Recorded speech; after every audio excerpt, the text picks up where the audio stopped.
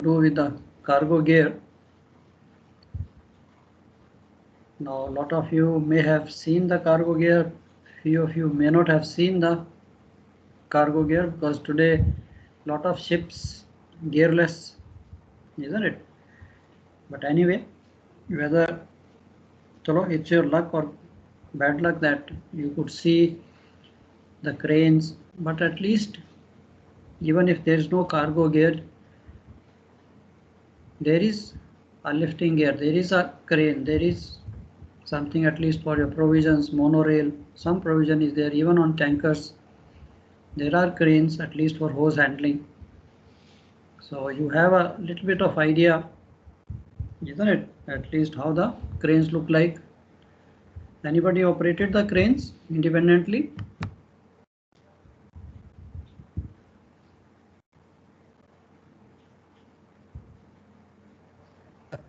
Yes. Good. So first time when you must have gone up, थोड़ा तो डर लगा होगा नहीं?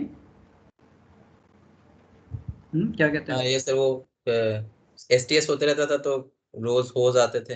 ओह STS में तो यस उसके लिए जानवर।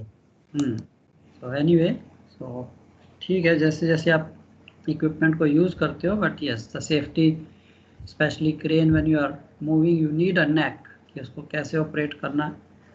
सो आना तो चाहिए एज ऑफिसर, ठीक है, whether we use you have the crew to operate, you have the stevedores to operate, but at any stage, so it depends, but slowly जैसे जैसे आप सीनियर होते जाते हो, so you have the opportunity, be with somebody, go with somebody, take somebody with you, bosun or somebody, and then only operate this. So एक दो बार चलाओगे फिर आपका वो एक किस्म का जैसे कहते हैं ना फियर निकल जाता है, एंड यू नो कि what all I have to do. So today we are going to discuss about that only, that cargo gear क्या होता है. And of course in your syllabus you have these derricks also. In the exams they ask you about derricks which you have not seen. Now वहाँ पे आपको थोड़ी सी problem आएगी कि अरे derricks क्या चीज़ है. Cranes तो most of you have seen in one way or the other. So derricks you can only see pictures, images, and I will try to explain whatever maximum you can grasp. It is simple, but ये है कि yes, if you had seen on the ship, it becomes little easy to understand. Like most of you जिन्होंने crane handle की है, so when we talk about crane, when we talk about the crane jib, the crane body, so उसके ऊपर safety devices, so we all understand. So anyway, so we will see what we can see from the images, how much we can understand. So future, of course, technology is changing. You won't go back to the derricks, but cranes and better equipment is going to come. So cargo handling equipment में मेरा पहला question आपसे है कि what all things are there? What is cargo gear?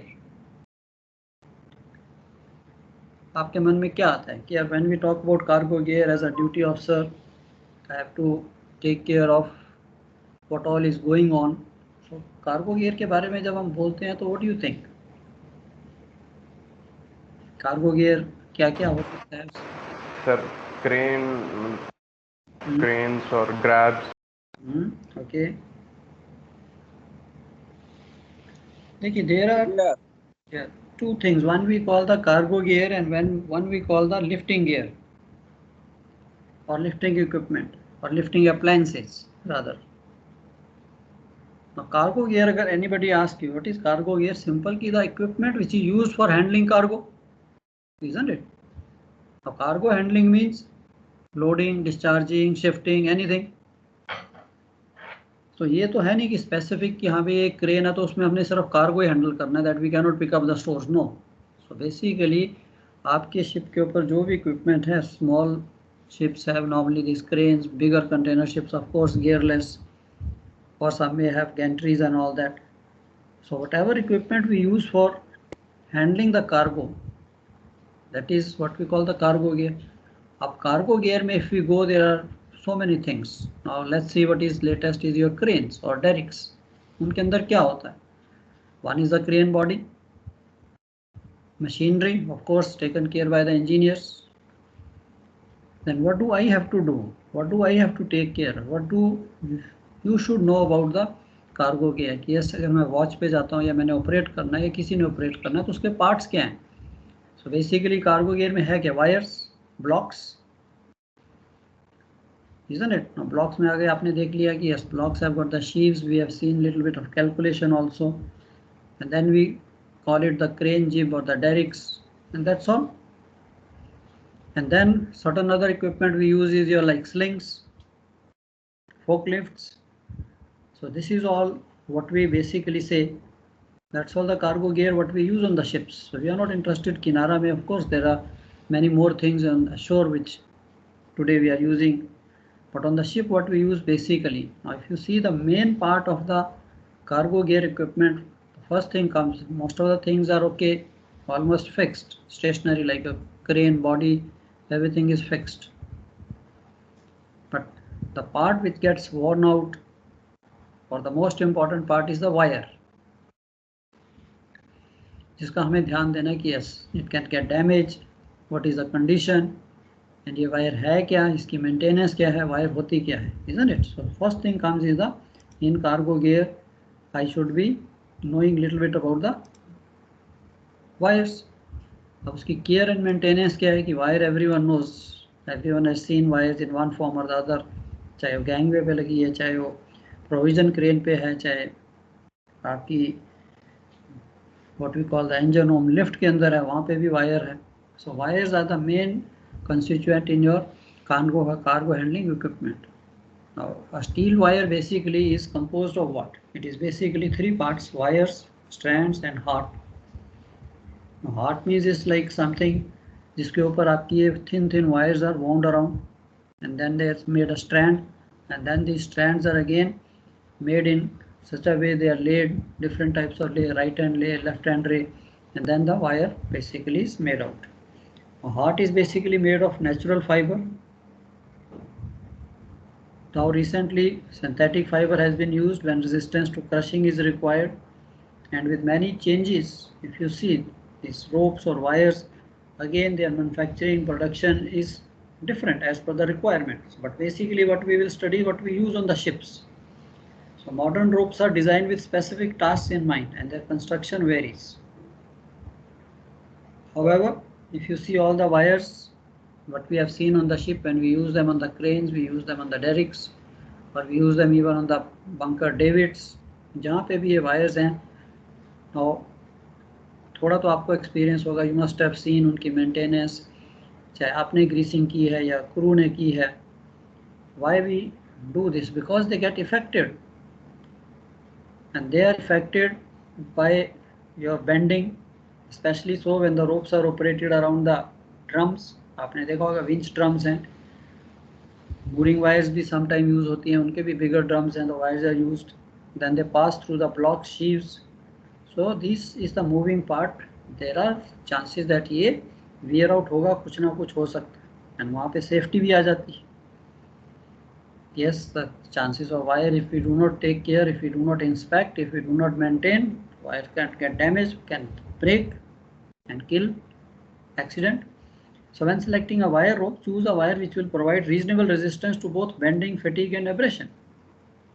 अब यहाँ पे मेरा क्वेश्चन आ जाता है कि you must have seen, जब हमने आपके परचेज एंड टैकल्स किए थे, now I'm just reminding you again that we have seen basically three type of wires: 6x12, 6x24, 6x37, isn't it? कुछ याद है about these wires? Yes, sir. Yes, sir.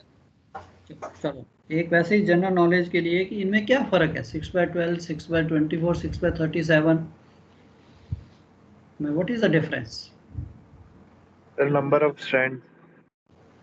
Yeah, number of, देखिए 6x12 मैं चलो briefly explain कर देता हूँ once again. This 6x12, 6x24, 37 is basically the construction of wire. That means 6x12 means it has got a 6 strands and each strand has got 12 wires.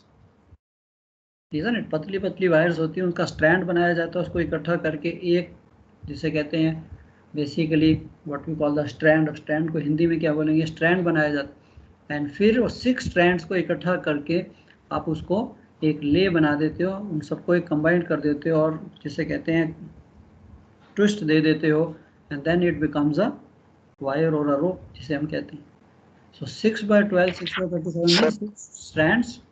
हाँ जी. Sir वो एक क्वेश्चन था पेपर में कि 6x36 का एक वायर का वो था, जबकि बुक में दिया हुआ 6x37. या तो सर हम लोग को क्या यूज करना है, मीन्स उस पर पूछ रहा था मैं. what was the question, which wire you will use, or what was the question like little bit? Yes sir, I just read. पढ़िए क्वेश्चन अगर आपके पास है, if you can read या if you, whatever you can remember what the question says.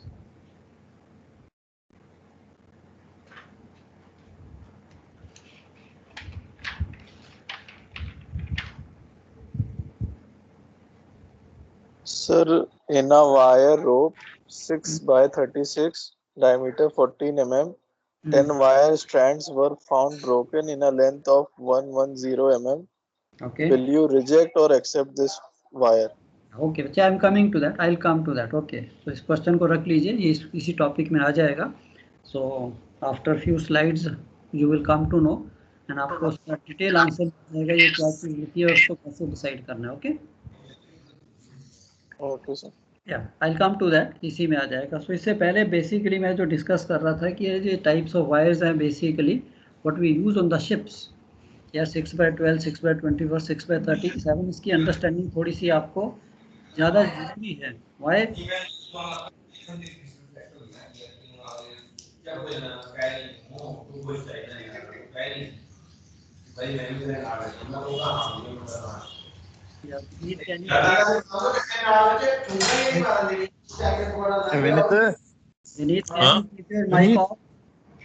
Mic off कर ले भाई. एक minute यार.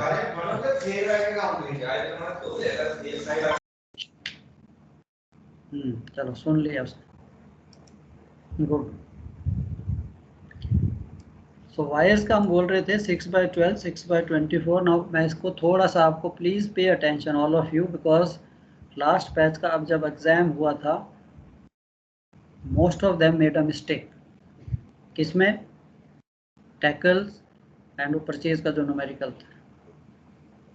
क्यों? The root cause of that mistake was the candidates were not having understanding कि 6/12 6/24 6/37 ये वायर है क्या चीज़. तो there is nothing called कि 6/12 मीन्स कि वो पतली वायर होती है, 6/24 मोटी होगी या 6/37 ज़्यादा मोटी होगी. No, diameter can be same. I can say कि I can use a 20 mm wire, उसकी construction can be 6/12, dia still 20. I can use 20 mm in 6/24 also, उसका डाया भी 20 mm ही होगा, उसकी कंस्ट्रक्शन 6/24 हो सकती है. And I can have the again wire of 6/37 with 20 mm. सो तीनों वायर का डाया जो है 20 mm होगा, but construction is very. Now what is the difference between these three wires? ना ये आपको it's again a very detail, I will see if I have this detail, otherwise आपकी किसी भी सीमेंटशिप बुक में कि वायर्स होती क्या हैं, उसको बनाया कैसे जाता है, please go through that. But यहाँ पे हम इसको शॉर्ट जिस्ट कहते हैं कि 6/12 वायर मीन्स कि 12 वायर्स, एक स्टैंड में 12 वायर्स हैं. This wire is will be more stiff, and this 6/12 wire is basically used on the ships for standing rigging. Now what is standing rigging?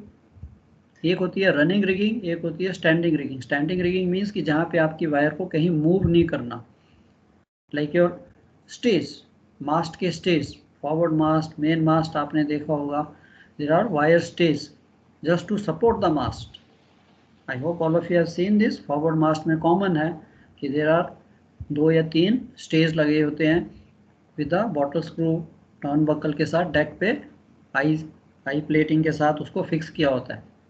Pen मास्ट में भी आपने देखा होगा on the monkey island, so that जब rolling pitching है उस मास्ट को एक किस्म की सपोर्ट है वो, isn't it? So it doesn't get uprooted from the welding.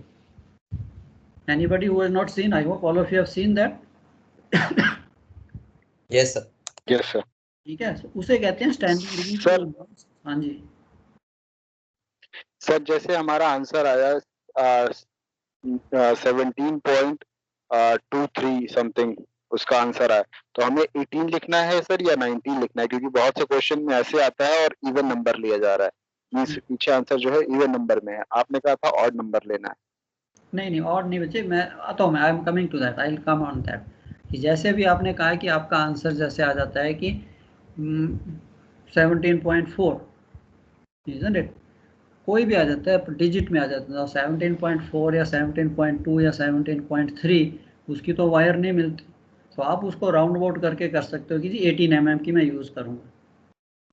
अब आपके पास कई बार फिगर आ जाती है, नॉर्मली इन क्वेश्चंस में मैंने क्या कहा था कि when he is asking that what is the minimum size of wire you will use, isn't it, अगर तो क्वेश्चन वहीं तक है।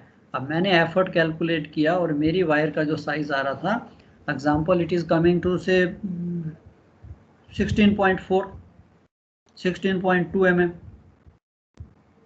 तो वहाँ पे मेरे मन में ये नहीं आना चाहिए कि 16.2 है तो ठीक है यार, 16 mm की वायर होती है उसको मैं यूज़ कर सकता हूँ। तो नेचुरली मैं उसको सेफ्टी रखते हुए 16 की बजाय मैं 18 mm में चला जाऊंगा। अब 18 में क्यों जाऊंगा, बिकॉज वायर्स जो शिप पे आती हैं दे कम इन इवन नंबर, 10 mm, 12, 14, 16, 18, 20, 22 mm आपने वायर्स रिसीव की होंगी normally on the ship, otherwise wires are available in any size. For the shore purposes they are available 17, 18, 19, 20 जितने भी mm की आपने बनानी है manufacturer can make, but on the ships use. Sir point में अगर कुछ भी आए, जैसे 10.01 भी आया है तो 12 लेंगे। या 10.01 भी आता है तो see I will be on the safer side, why should I reduce, even 0.1 को भी मैं रिड्यूस करना हूँ। Practically what we do on the ship is a different story, कि मैं वायर को यूज कहाँ पे कर रहा हूँ। एग्जाम्पल में लाइफ बोट में वायर यूज करनी है मैंने, अब हमने सारी उसने कैलकुलेशन की कि हाँ यार लाइफ बोट की जो वायर है उसके ऊपर जो स्ट्रेस आने वाला है, एफर्ट आने वाला है, वो आपका इमेजिन से 16.1 आने वाला है। मैं देखता हूँ कि this is basically a safety equipment, so why use 16, तो मैं 18 mm यूज करूँ। वैसे तो ऑफकोर्स लाइफ बोट में आपको चांस नहीं है, because the manufacturer gives you the size of wire which is to be used, manual में दिया होता है। But in case given a choice to me, अगर आपका क्वेश्चन में कहीं पे भी पॉइंट आता है तो आपने उसको वहीं या तो वहीं छोड़ दीजिए कि ओके जी आई यूज 10.01 mm, वो करेक्ट है, वो भी गलत नहीं है। बट कई बार आप जो इस बारी जो क्वेश्चन उनको दिया था उसमें था कि okay to lift a certain weight find out the minimum size of wire, like to lift a weight of 11 tons using a 3-fold purchase, what will be the size of minimum wire, minimum size of wire। अब उस question का answer जो था कि आप जब effort निकालते हो फिर आप जब मिनिमम साइज ऑफ वायर के लिए जाओगे तो कौन सी वायर यूज करोगे। 3-fold परचेज के साथ आपने 11 टन का वेट उठाना है and you want to calculate what should be the minimum size of wire. अब आपके पास एफर्ट की वैल्यू आ गई, एग्जांपल आपके पास एफर्ट की वैल्यू आ गई, कुछ भी आ गई 2.3 या 2.4 और something like that. But sir इसमें एडवांटेज डिसएडवांटेज नहीं दिया होता है ना। कोई बात नहीं, आप वैसे तो दिया है उसमें लिखा एडवांटेज है, अगर नहीं भी दिया यू कैन एज्यूम कि ओके यू, आपको क्वेश्चन दिया है, I am assuming I am using the purchase to advantage, कोई एडवांटेज डिसएडवांटेज, रादर डिसएडवांटेज में आपको फिगर बनाना भी आसान है, समझना भी आसान है। अगर उसने दिया एडवांटेज डिसएडवांटेज देन तो यूज एज इट इज, अगर नहीं दिया then I will prefer to use to disadvantage, isn't it. Weight ऊपर जा रहा है, फॉलिंग पार्ट जो है नीचे आ रहा है, फिगर बनानी भी आसान है। You can write okay assuming I am using the tracker to disadvantage। अब अगर आपके पास ठीक है एफर्ट आपने निकाल लिया, अब आपके पास आएगा आप कौन सी वायर का फॉर्मूला यूज करोगे, 6/12 का 15d² या 20d² या 21d² डायमीटर निकालने के लिए।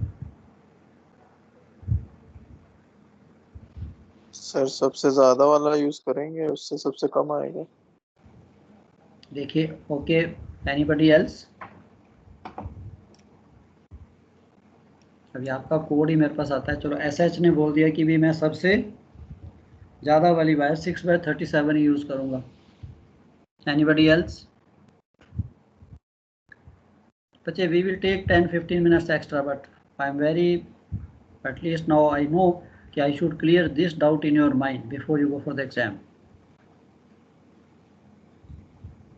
क्या आपके मन में क्या which is the deciding factor? क्या में कौन सी 3 वायर्स हैं आपके पास, कौन सी वायर यूज करोगे?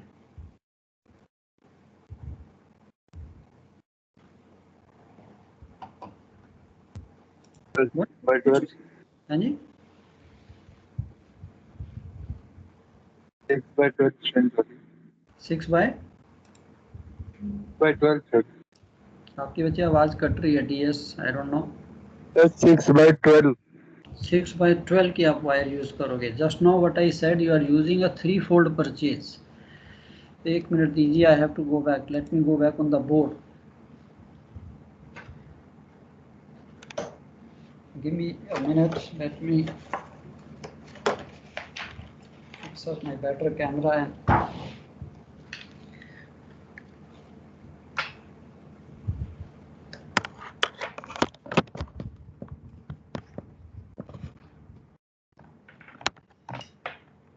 कोई बात नहीं, आज हमारे चाहे 10 मिनट एक्स्ट्रा जाएं, but I am happy that we came into this type of question.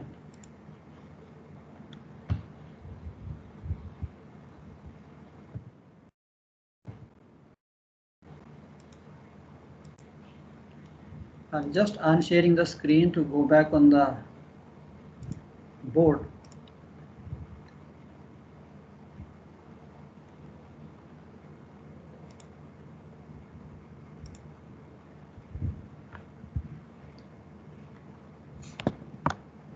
I hope you can see the board. All of you can see the board. Yes sir. Okay. Now we have these 3 types of wire.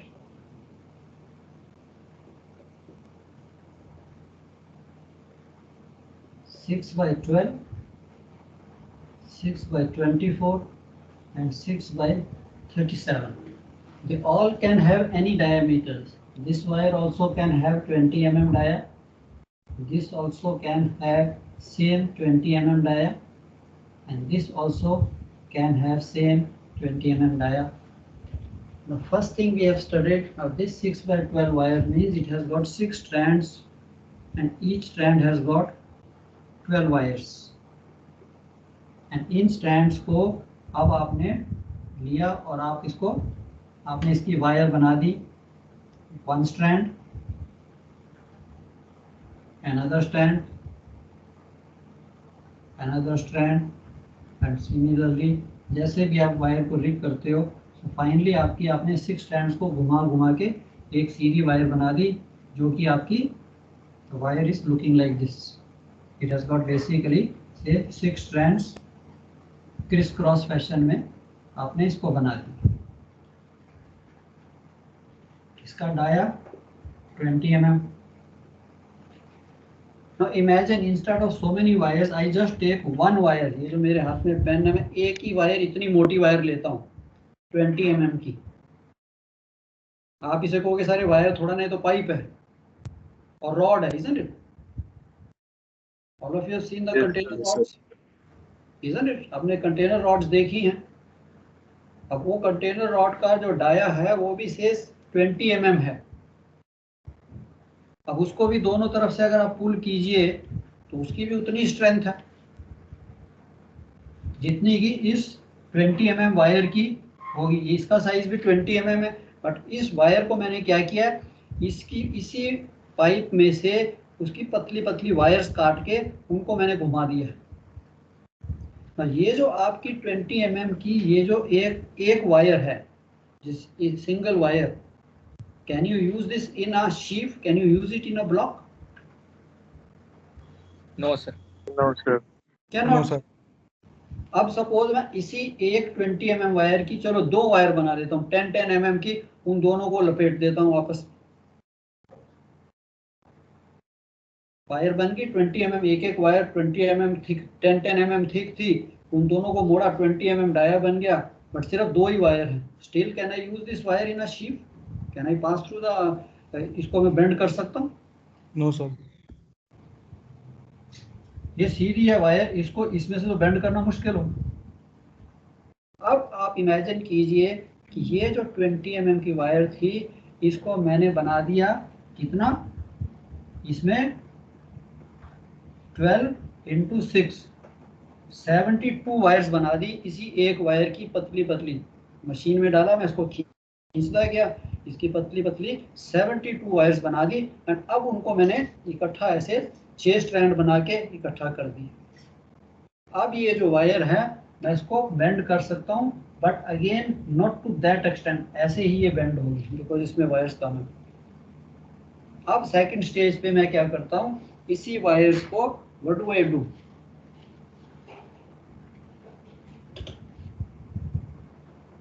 Twelve की बजाय मैं एक strand में 24 बना देता हूँ। That means total 6 × 24 144 wires बना देता हूँ। डाया इतना ही है, इसकी वायर्स में पतली करता चला गया। अब ये वायर और फ्लेक्सिबल होती जाएगी। अब मैं इसको पास करता हूँ तो मैं इसको 90 डिग्री बेंड भी कर सकता हूँ। अब ये वायर बेंड होनी शुरू हो जाएगी। If you have gone and seen that the golden gate, San Francisco का ब्रिज, द सस्पेंशन ब्रिज जो है, वो ब्रिज को भी अगर आप देखोगे तो वो ब्रिज के ऊपर जो उन्होंने वो लगाई हुई है what we call the suspension, यहाँ पे उसके कॉलम है और इस तरह से ये ब्रिज आता है। तो दूर से आपको लगता है कि this is a thick pipe. चलो सैन फ्रांसिस्को तो आप जाओगे नहीं, बॉम्बे में वर्ली में जो ब्रिज बना है, एनी सस्पेंशन ब्रिज, ये अगर आप दूर से देखोगे तो ये आपको एक मोटी पाइप दिखती है। यार यहाँ पे उसने सपोर्ट ले लिया, यहाँ पीछे सपोर्ट ले लिया। ये बच्चे ये तो हावड़ा में भी है ना सर, हावड़ा में ब्रिज है, उसमें भी ऐसे ही लगा है सर। हाँ, ये पाइप नहीं होती। अगर आप इसको नजदीक से जाके देखोगे, दे आर बेसिकली अंदर पतली पतली वायर्स हैं। वो सब सो मेनी वायर्स को ऐसे करके वो आपको एक दूर से पाइप दिखती है। अब मैंने ये वायर्स हैं तो ये पूरी की पूरी बेंड हो सकती है। अगर ये पाइप लगाओगे ये नहीं बेंड होगी। Now I am coming back to the question that ये जो आपकी 6/12, 6/24, 6/37 की जो कंस्ट्रक्शन है, 6/12, 6/24, 6/37, this wire will be very stiff and this is used for standing rigging.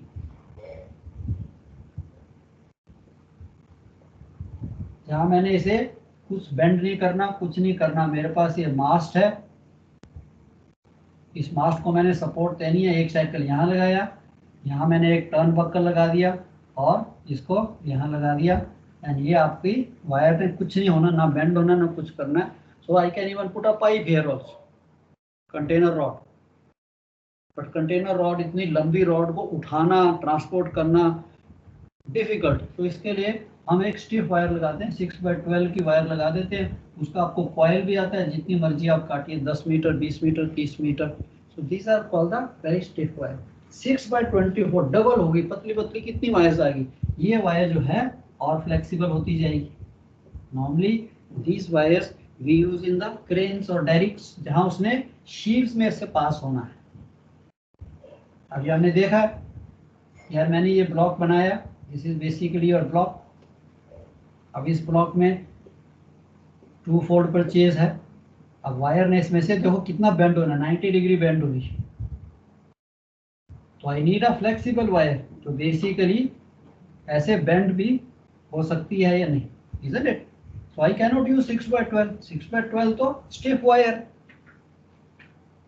इसीलिए अगर आप उसका देखिए, इसका जो ब्रेकिंग स्ट्रेस है वो भी कम हो जाएगा, 15 d²/500। नेक्स्ट वाली का 20 d²/500। अब इन तीनों का 20 mm का डायल ले लीजिए, तो जरा कैलकुलेट कीजिए।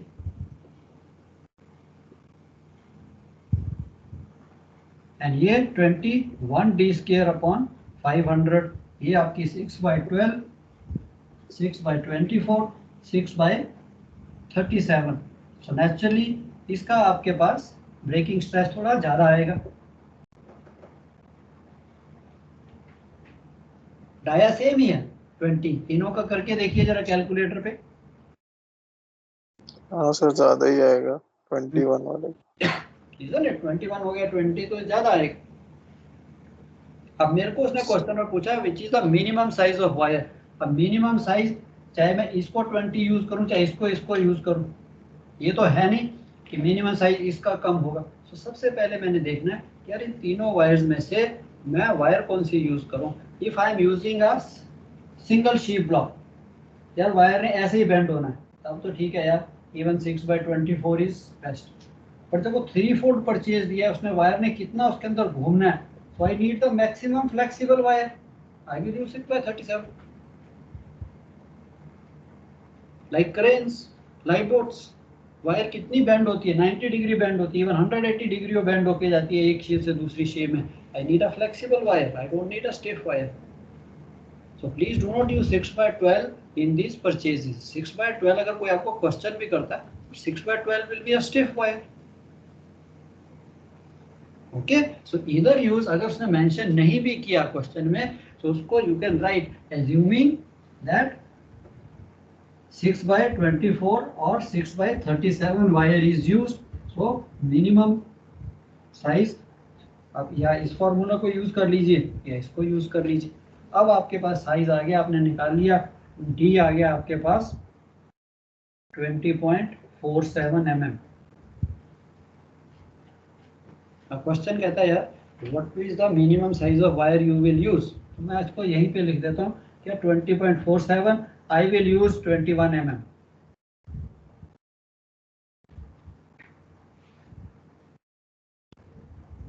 बट अगर आप एग्जामिनर के सामने बैठे हैं और you are working on the ship, अगर वो आपको क्वेश्चन करे 21 mm की वायर अवेलेबल होती है शिप पे, उसको कहना सर शिप पे normally I have seen wires come in the size of even numbers.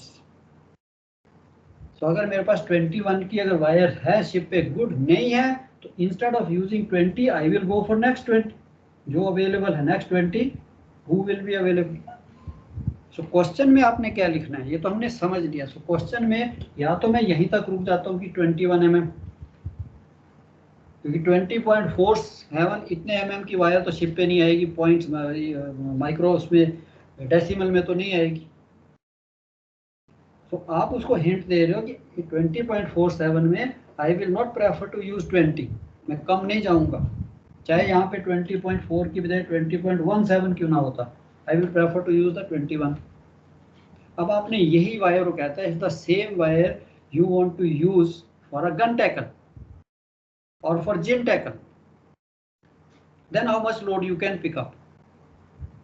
अब मैंने यहाँ पे क्या किया, मैंने चेंज कर दी वायर, यार इसका साइज तो 20.17 आया था, but I will prefer to use 21 mm wire. अब मैंने 21 डिसाइड कर लिया, then I will go for 21। अब 21 का जो ब्रेकिंग स्ट्रेस या सेफ वर्किंग लोड है, safe working load of 21 wire का मैं कैलकुलेट करूंगा, उसको मैं यूज करूंगा एज ए एफर्ट। मैंने डिसाइड कर लिया, इजंट इट, कि भाई पहला मैंने 3 फोल्ड परचेज से 11 टन उठाया तो मेरा साइज का वायर 20.17 आया। 20.17 की वायर तो मिलती नहीं है। उसने क्वेश्चन में पूछा what is the minimum size of wire you will use, sir I will use 6/37 21 mm। ये भी ठीक है, बट अगर आप थोड़ा और जाना चाहते हो, it depends on the examiner, since wires are available in even number size 20, 22, 24, I will use 22 mm। अगर आप 22 यूज करते हो उसमें गलत नहीं है। फिर आपने वही वायर जो है वो कहता है it is used for lifting और यूजिंग जिम टैकल और गन टैकल, फिर आपने उसका अलग से, इसका सेफ वर्किंग लोड चेंज हो जाएगा, इजंट इट। 21 का ब्रेकिंग स्ट्रेस चेंज होगा divide by safety factor, safe working load change हो जाएगा। तो ये मिस्टेक नहीं करनी है, try avoid using 6/12 in this, whereas the wire has to bend, where wire has to pass through the sheaves, where the wire has to bend, there we try to use the flexible wire. Lashing के लिए we prefer 6/24, ठीक है। 6/37 is extra flexible।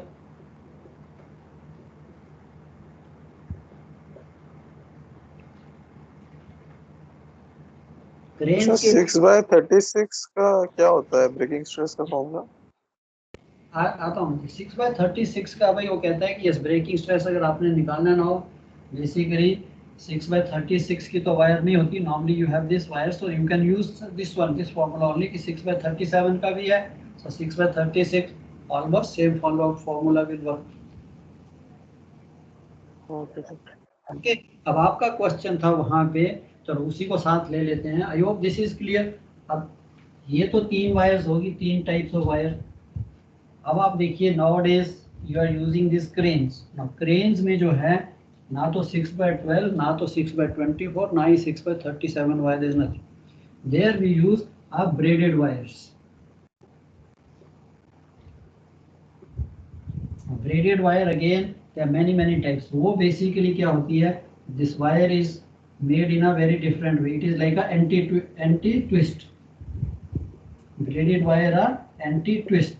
Anti twist means कि अब जब आपने crane से, ये आपकी क्रेन है, आपने जब इस किसी चीज को उठाना है, जैसे ही आप वेट उठाते हो ये तो ब्लॉक फ्री होता है, ये वायर घूमना शुरू हो जाती है। एंड सपोज आपने यहाँ पे 2 फोल्ड परचेज लगाया आपकी क्रेन में, एंड यहाँ पे भी 2 फोल्ड, तो यहाँ पे 2-3 वायर्स जा रही हैं। जब आप वो उठाओगे तो ये वायर जो है 6/24 या नॉर्मल 6/37 राइट और लेफ्ट हैंड ले जो है वो आपकी क्रिस क्रॉस हो जाती है। तो इसके लिए क्रेन्स के लिए when we order anti twist wire, कि वो वायर बनाई इस ढंग से जाती है। ये वायर इसका एक ले ऐसा होगा, एक ऐसा होगा, फिर ये ऐसे घूमेगी। जैसे very simple example, how this girls make their pony, braid कहते हैं ना, that is called braided wire. उसको जैसे वो बनाते हैं उस तरह से ये वायर बनाई जाती है। एंड ये वायर जो है ट्विस्ट नहीं करती, ये घूमेगी नहीं, स्पिन नहीं करेगी, ताकि इंटेंगल नहीं होगी। So this is again called the braided wires. ये अलग टाइप, इसमें भी साइज हो सकता है 20 mm, 22, 34, जो भी आपने मंगाना है वो साइज हो सकता है। अगेन इसमें भी है राइट हैंड ले और लेफ्ट हैंड ले, और जो भी है whatever that mention in the manual, crane का मैनुअल में जो मेंशन होगा उसको हम करेंगे। अब बच्चे आपका क्वेश्चन था दैट 6/37 में normally when we condemn the wires, that question comes कि how to condemn the wire. उसने आपको पूछा है, आपके पास ये वायर है,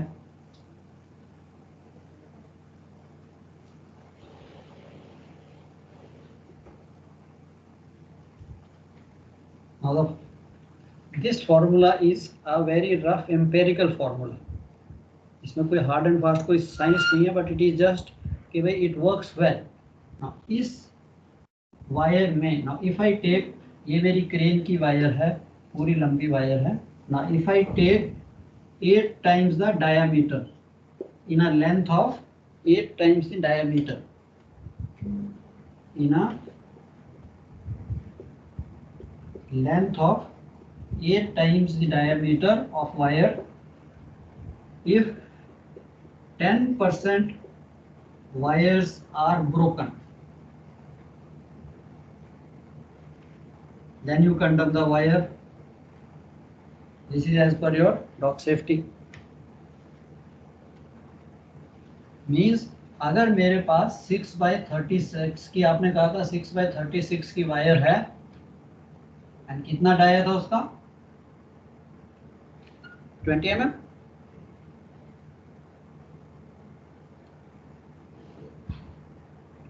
how much was the dia given in the question?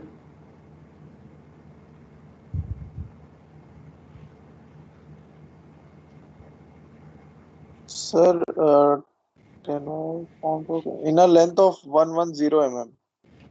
Okay, चलो he may have given you 6/36 की wire, say we take it, the dia of the wire is 20 mm, the wire construction is 6/37 and dia is 20 mm, कि ये आपकी wire है, इसके अंदर इस wire में 20 mm तो नहीं दिया है।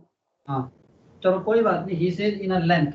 अब सपोज आपके पास ये वायर है, you are using this wire, आपकी क्रेन में लगी हुई है ना, इस वायर में I take a length of 8 times the diameter. तो कितनी लेंथ होगी, डाया 20 mm है, उसका 8 times कितना हो गया 160 mm। तो मैं ये जो वायर है इसकी लेंथ जो ये मैं 160 mm की लेंथ काटनी नहीं है, उसी को ऑब्जर्व कर रहा हूँ। ये वायर ऐसे चल रही है तो मैं इतनी लेंथ में देखता हूँ कि 160 mm की लेंथ में, इतनी लेंथ में how many wires are broken. तो आपको ब्रोकन वायर्स ऐसे दिखेंगी, isn't it? तो मैं उनको गिनता हूँ 1 2 3 4 5 6 7 8 9 10। क्या अगर मैंने गिनती कर लिया कि यार यहाँ पे 10 wires are broken in a length of 160 mm। अब मेरा फॉर्मूला कहता है in a length of 8 times the diameter if 10% wires. 10% कितना हो गया? 6/36 में टोटल वायर्स कितनी होगी?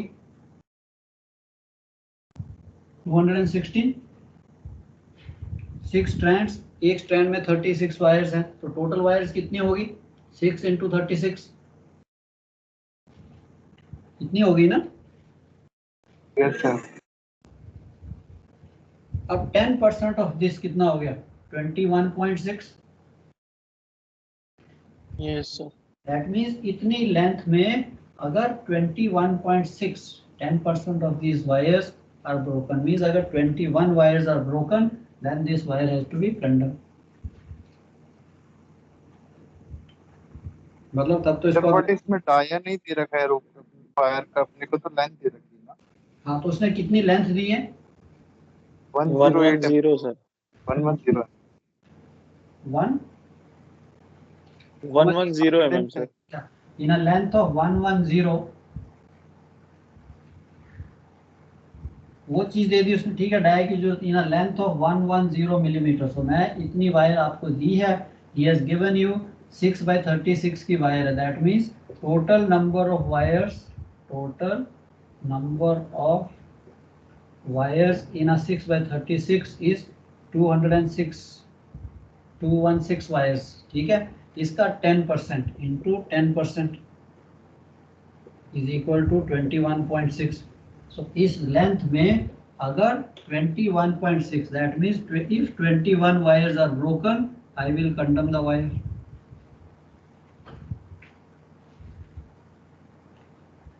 अब ये क्वेश्चन को दूसरी तरह से भी पूछ सकता है कि in a length of this if 20 wires are broken, तब क्या करोगे?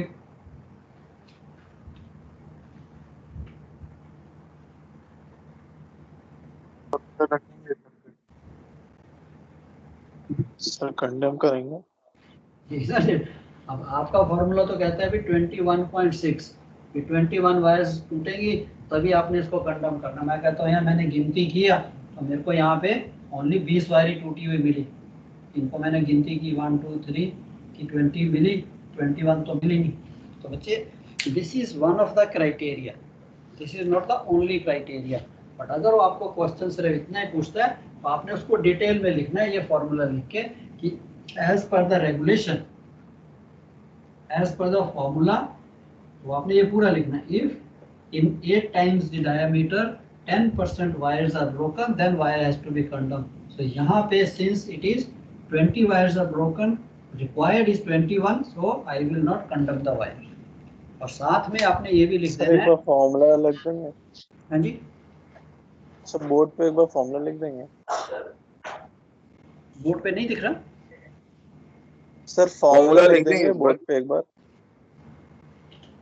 आ जाएगा, मैं आपको दिखा दूंगा स्लाइड पे। अगर बोर्ड में क्या है कि if 10% wires, 10% if 10% wires in a length of 8 times diameter, 8 times 10% wires broken in a length, 10%, if 10% wires are broken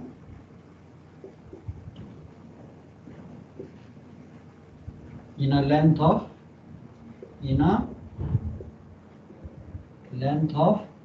8 times the diameter,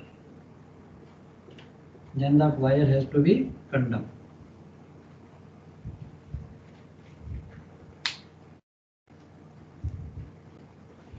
समझ गए? तो आपके पास डाया है, आप कहते हो कि 20 mm 160 mm की वायर में देखता हूँ भी 160 में कितनी वायर्स टूटी हैं, इन्हीं की सारी। अगर किसी जगह भी इफ़ यू सी आपकी एक क्रेन वायर चल रही है, आपने क्रेन में वायर लगाई है, यू फाइंड दैट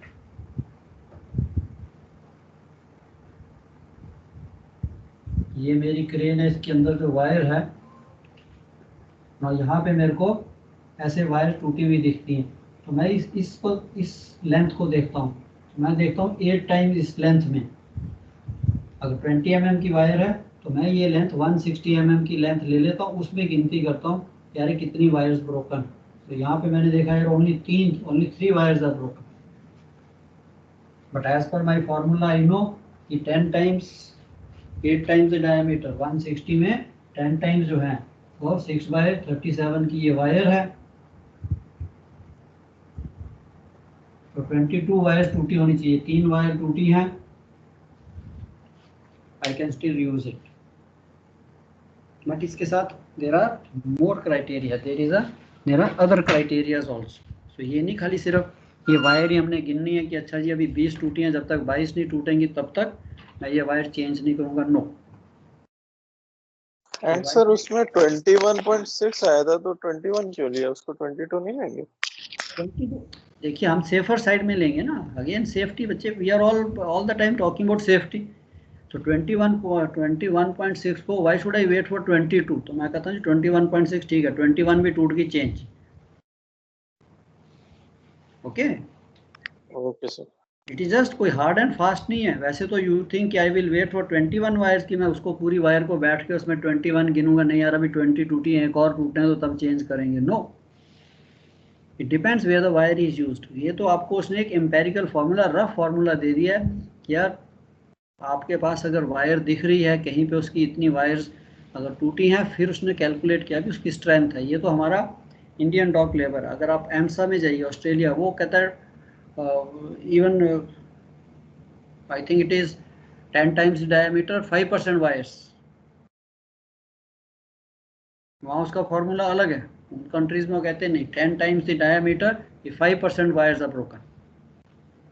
बट बच्चे हमने तो, आपने अपने कंट्री के एग्जाम देने हैं ना, तो हमें तो अपना रूल रेगुलेशन के अकॉर्डिंग, हमें तो अपना रूल रेगुलेशन पता होना चाहिए कि इंडियन डॉक लेबर क्या क्या, इंडियन डॉक सेफ्टी क्या कहती है, यस और no. So I can not quote about what US says और व्हाट यूके सेज, मोस्टली तो वैसे सेम होता है ये, but sometimes some people take little more extra precaution, और ज़्यादा सेफ्टी में चले जाते हैं, नहीं भाई।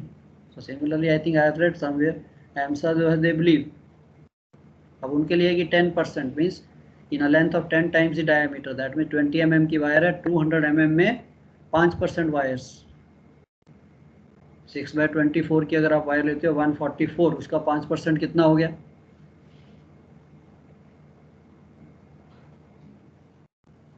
isn't it? So they go as per again different standards। तो आपको अपना ये यस, तो जैसे जैसे हम जिस कंट्री में जाएंगे, बट एग्जाम्स के लिए you stick to this formula, this law, okay.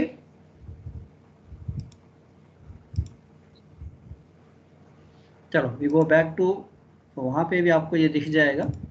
तो लेट्स सी हमारी स्लाइड्स क्या कहती हैं। ये तो हमने ले लिया कि यस आपकी जो वायर्स हैं how they should be protected,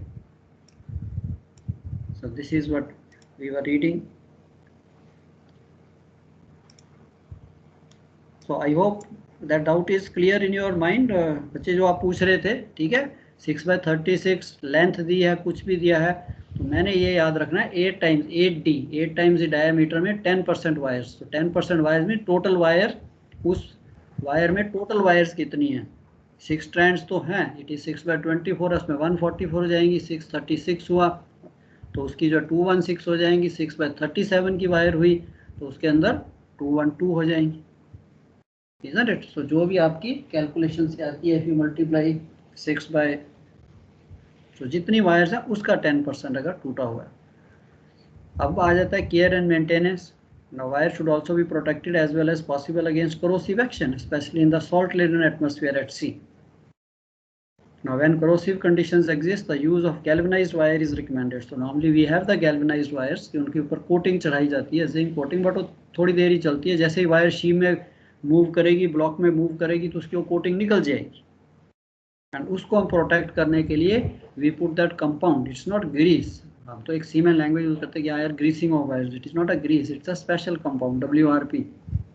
वो भी मेंशन किया होता है आपके मैनुअल में, chief engineers they requisition that compound, special protective clothing होती कंपाउंड होता है, जिसे इंग्लिश में ड्रेसिंग भी कहते हैं। ओके, सो आपने वो कंपाउंड से उसको कोट किया जाता है ताकि उसके अंदर कोरोजन ना लगे। All wires should be governed by plant maintenance system. Ensure they are coated and with lubricant at suitable intervals throughout their life. Internal lubrication will occur if the wire has a natural fiber heart. अब there is a wire की जो ये चीज़ है, at least आपके level, आपने ऊपर से तो उसके ऊपर जो भी कंपाउंड लगाना था, whatever that you are doing, so we never use grease, we never use this mineral oils, lube oil and all that, never use that. Mineral oils they eat up the heart. तो उसके अंदर जो synthetic heart है या fibre का naturally heart होता था, जब ये वायर बनाई जाती है तो उसके अंदर उसकी लुब्रिकेशन की जाती है। एंड जब वो वायर के ऊपर स्ट्रेस आएगा, जब वो वायर के ऊपर वेट आता है, जब आप उसको खींचोगे तो वायर कंप्रेस होगी, तो अंदर से हार्ट भी कंप्रेस होगा, तो that is fully saturated with the lubricant. So that time that lubricant is released and आपकी जो वायर्स हैं अंदर से लुब्रिकेट होंगी।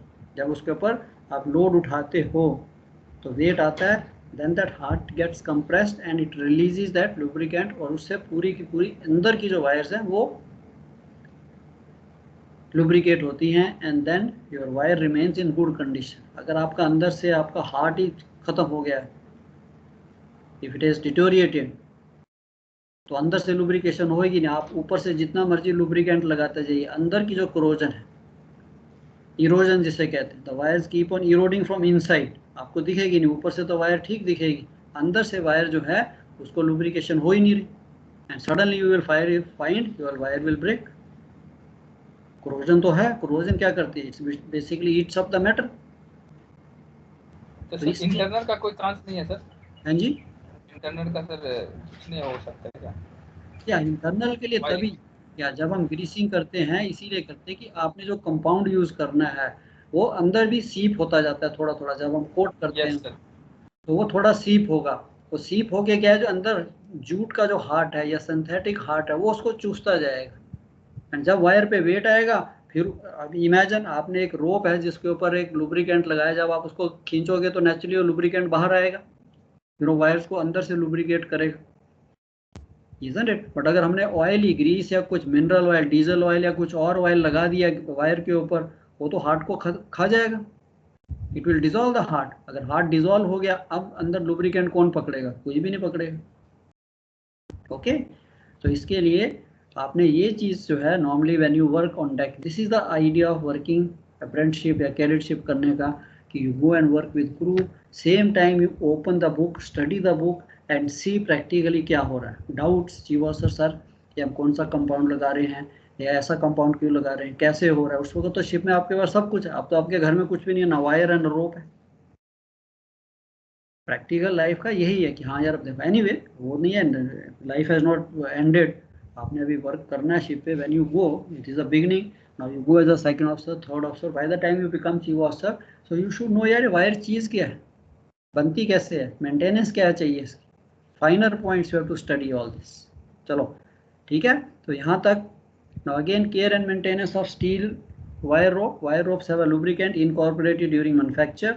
This serves a dual purpose. It provides corrosion protection and also minimizes internal friction.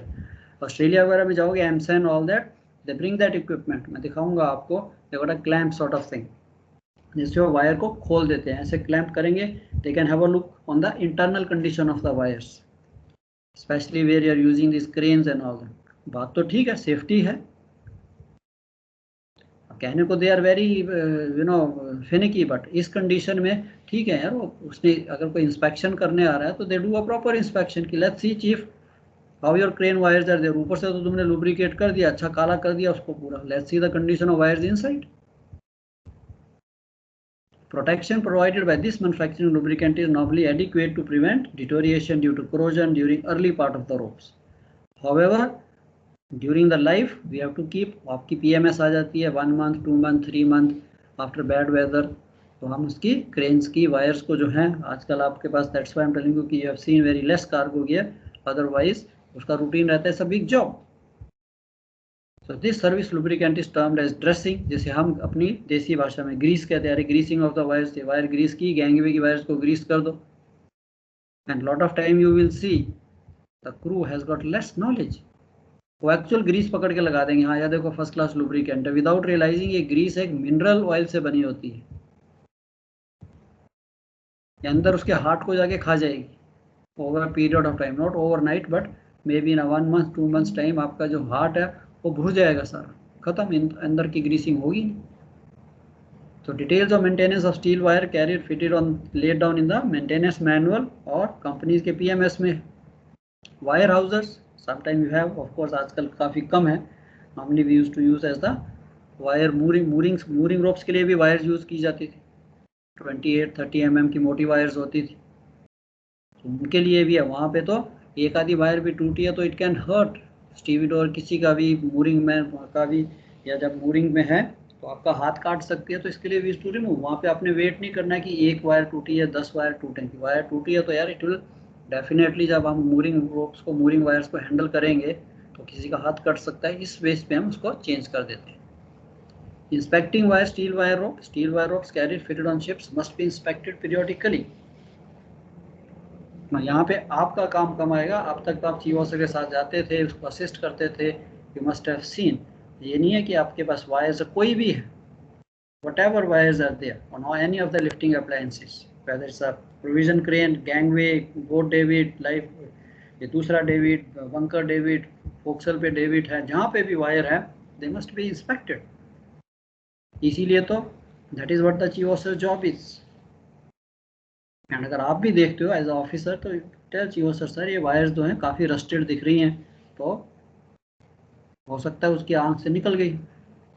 Distortion of strands, when inspecting the indications described below should be sought।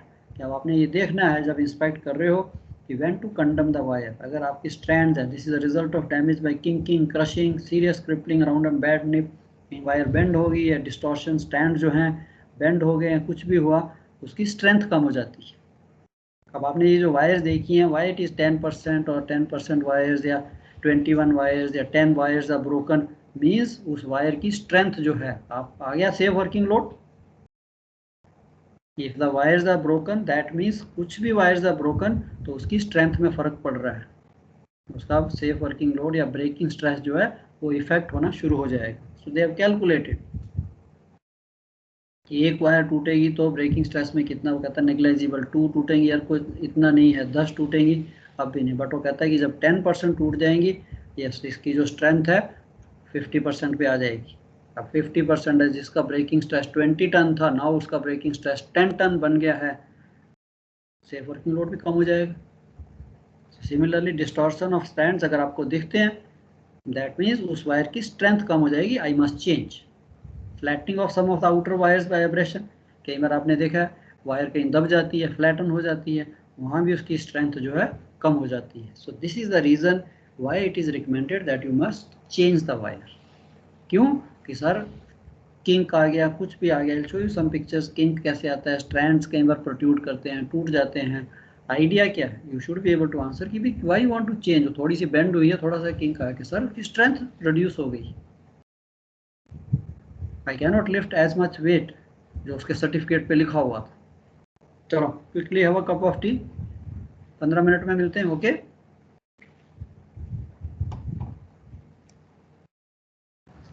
Yes sir. Yes sir, चलो Thank you, okay sir. बच्चे आ जाना 15 minute में, this is important. Thank you sir. Thank you sir. आ जाइए बच्चे।